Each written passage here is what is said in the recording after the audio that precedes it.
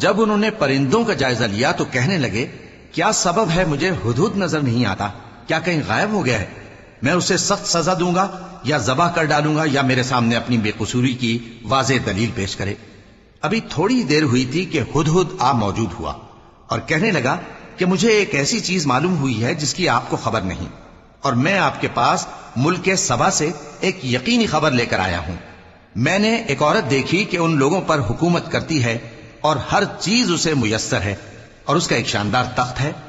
میں نے دیکھا کہ وہ اور اس کی قوم اللہ کو چھوڑ کر آفتاب کو سجدہ کرتی ہیں، اور شیطان نے ان کے اعمال انہیں آراستہ کر دکھائے ہیں اور ان کو رستے سے روک رکھا ہے، پس وہ رستے پر نہیں آتے اور نہیں سمجھتے ہیں کہ اللہ کو جو آسمانوں اور زمین میں چھپی چیزوں کو ظاہر کر دیتا اور تمہارے پوشیدہ اور ظاہر اعمال کو جانتا ہے، کیوں سجدہ نہ کریں؟ اللہ کے سوا کوئی عبادت کے لائق نہیں، وہی عرش عظیم کا مالک ہے۔ کیونکہ آیت سجدہ تلاوت کی گئی ہے لہذا سامعین پر سجدہ واجب ہے۔ سلیمان نے کہا اچھا، ہم دیکھیں گے تو نے سچ کہا ہے یا تو جھوٹا ہے۔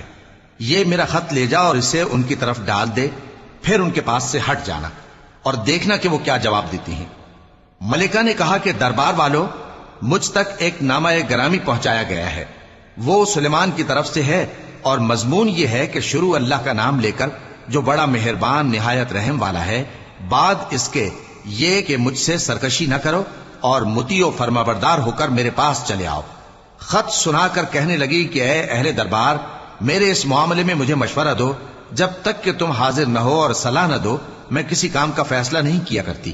وہ بولے کہ ہم بڑے زوراور اور سخت جنگجو ہیں، اور حکم آپ کے اختیار میں ہے، تو جو حکم دیجیے گا اس کے انجام پر نظر کر لیجیے گا۔